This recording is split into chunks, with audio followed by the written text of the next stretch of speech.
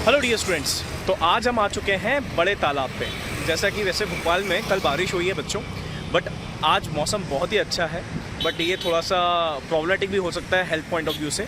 But still बच्चों, हम लोग यहाँ पे एक टॉपिक समझते हैं जो कि है बेसिकली एरेशन। तो बच्चों, आप जैसा कि जानते हैं, हमारे पास दो वाटर बॉडी होती है, दो टाइप की वाटर बॉडी होती है। एक होती है जो फ्लोइंग नेचर की है और दूसरी होती है जो नॉन फ्लोइंग नेचर की है। अगर मैं फ्लोइंग नेचर की बात करूं बच्चों, तो फ्लोइंग नेचर का मतलब ये हो गया कि हमारे पास रिवर हो गई। अगर मैं नॉन फ्लोइंग नेचर की बात करूं तो नॉन फ्लोइंग का मतलब ये हो गया कि हमारे पास एक ऐसी वाटर बॉडी जिसमें वाटर स्टैग्नेट है। अब जैसा कि आप पीछे देख रहे हैं बच्चों कि यहाँ पर आपके पास ये बड़ा तालाब है ना, मतलब लेक है भोपाल का, जैसा कि आप देख भी रहे होंगे, राइट। तो बच्चों, यहाँ पर दो टाइप से एरेशन प्रोसेस हो रही है। एक एरेशन जो कि नेचुरल फिनोमेना है।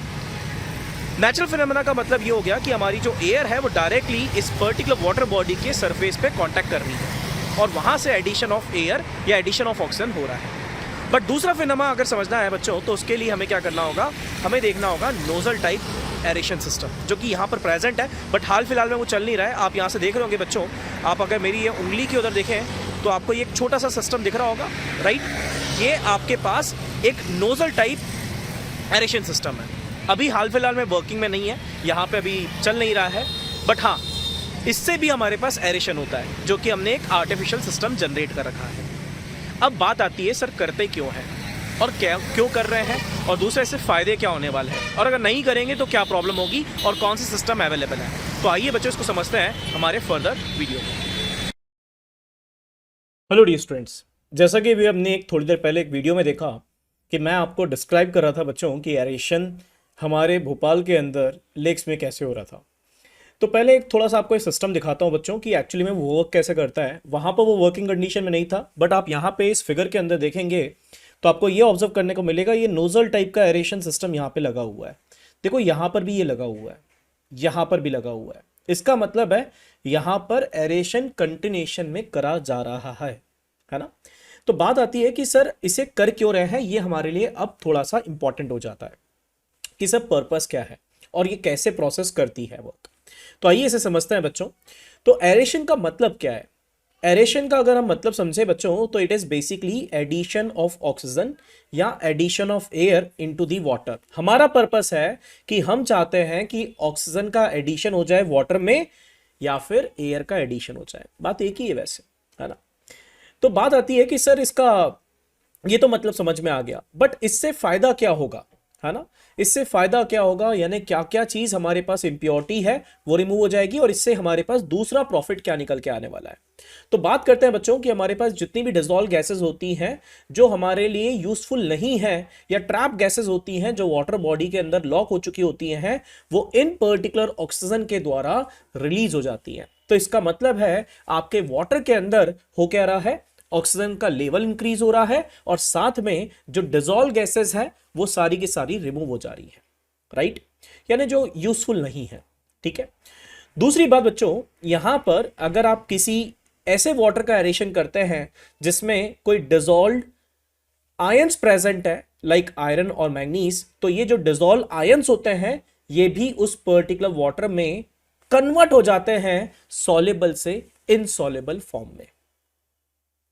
और खासकर ये चीज आपको जो देखने को मिलेगी बच्चों, जो कन्वर्जन ऑफ डिसॉल्व आयंस होता है, ये हमें वाटर ट्रीटमेंट प्लांट में बहुत ज्यादा देखने को मिलता है। तो जैसे आप यहां पे देखेंगे कि हमारे पास आयरन Fe+2 जो होता है और Mn+2 होता है बच्चों, ये हमारे पास सॉल्युबल फॉर्म में है।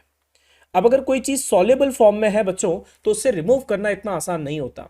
तो इसलिए हम लोग क्या करते हैं, उस प्रोसेस में एरेशन करते हैं, और एरेशन करने के बाद अल्टीमेटली ये जो सॉल्युबल आयंस है ये इनसॉल्युबल पीपीटी के अंदर कन्वर्ट हो जाते हैं, जैसे कि आपके पास FeOH होल थ्राइस और MnO2। तो ये बेसिकली क्या हो गए बच्चों, ये आपके पास हो गए इनसॉल्युबल पीपीटी। अब ये इनसॉल्युबल पीपीटी आप फर्दर अपने ट्रीटमेंट प्लांट में रिमूव कर सकते हैं। बट हम जो बात कर रहे थे बच्चों, वो तो एरेशन ऑफ लेक वाटर की बात कर रहे थे। तो मैंने आपको ये बताया कि यार हमारे पास एडिशन ऑफ एयर और एडिशन ऑक्सीजन के द्वारा हमारा एरेशन होता है। अब बात आती है सर इससे एक्चुअल में हो क्या रहा है, मतलब कैसे ऐड हो रहा है। तो इसे अगर समझें बच्चों, तो बेसिकली हमारा मेन पर्पस है सरफेस एरिया ऑफ वाटर को बढ़ा देना। अगर आपको प्योरली एरेशन करना है किसी भी वाटर का तो आप सरफेस एरिया इंक्रीज कर दीजिए, surface area of water increase कर दीजिए, आप इसे इंक्रीज कर दीजिए। अगर इसे इंक्रीज कर देंगे तो हमारा अल्टीमेटली जो पर्पस है एरेशन का वो फुलफिल हो जाएगा। बात आती है सर कैसे? देखो भाई, एक बात इमेजिन करना बच्चों, मेरे पास एक बकेट है जिसमें हमारे पास वाटर है, उसका सरफेस एरिया कम है मान लीजिए, और वहां पर जो एयर का कांटेक्ट हो रहा है विद रिस्पेक्ट टू वाटर वो कम होगा। बट उसी वाटर को अगर मैं किसी सरफेस पे फ्लो कर दूं तो आपके पास बहुत एक थिकनेस का वाटर अवेलेबल होगा, बट उसका सरफेस एरिया ज्यादा है। तो मैं बोल सकता हूं नंबर ऑफ मॉलिक्यूल्स, और ये आप कह सकते हैं number of water molecules which is trying to make the contact with respect to air is more, तो वहां पर एरेशन ज्यादा बेटर होगा। सही समझ में आया? तो बच्चों इसी प्रकार से अभी जो आपने नोजल टाइप का एरेशन सिस्टम देखा उसके अंदर हो क्या रहा था, उसके अंदर हम वाटर को नोजल के थ्रू ऊपर की तरफ भेज रहे थे, जिससे क्या होगा, वाटर के मॉलिक्यूल कंटिन्यूअसली आपके एयर के कांटेक्ट में आते जाएंगे और वहां पर भी एरेशन होते जाएगा। तो वो हमारे पास जो है वो इन लेक मैनेजमेंट सिस्टम है, एक तरीके से लेक के अंदर ही उससे हमें एरेशन करना है। समझ में आया? तो वो तो हो गई बात लेक की। अब एक छोटी सी बात मैं आपको एडिशनली बताता हूं बच्चों, जो कि है वाटर ट्रीटमेंट प्लांट की। तो WTP के अंदर हम लोग क्या करते हैं बच्चों, हम यूजुअली 4 टाइप के एरेशन सिस्टम यूज करते हैं। पहला सिस्टम होता है डिफ्यूज्ड एरेशन सिस्टम, जिसके अंदर हम क्या करते हैं, ये वाटर ट्रीटमेंट प्लांट की बात हम कर रहे हैं। तो वाटर ट्रीटमेंट प्लांट के अंदर हमारे पास जो टैंक होता है उसके बॉटम से हम ऑक्सीजन का सप्लाई कंटिन्यूअसली देते रहता है, बट ये ऑक्सीजन का सप्लाई हम लोग प्रोवाइड कर रहे हैं, आर्टिफिशियल सप्लाई है, तो इसे बोलते हैं डिफ्यूज्ड एरेशन सिस्टम।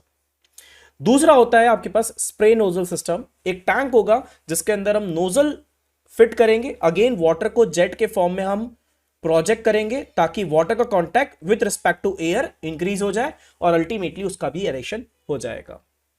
इसके बाद अगर हम बात करें बच्चों, नेक्स्ट इज बेसिकली कैस्काड एरेशन। तो कैस्काड एरेशन के अंदर इसे आप स्टैप्ड एरेशन भी बोलते हैं। आपके पास एक स्टैप टाइप का स्ट्रक्चर होता है जिसके ऊपर वाटर को यहां से फ्लो कराया जाएगा और अल्टीमेटली ये जो वाटर एक थिन लेयर के फॉर्म में फ्लो करते हुए है नेक्स्ट यूनिट में चले जाएगा।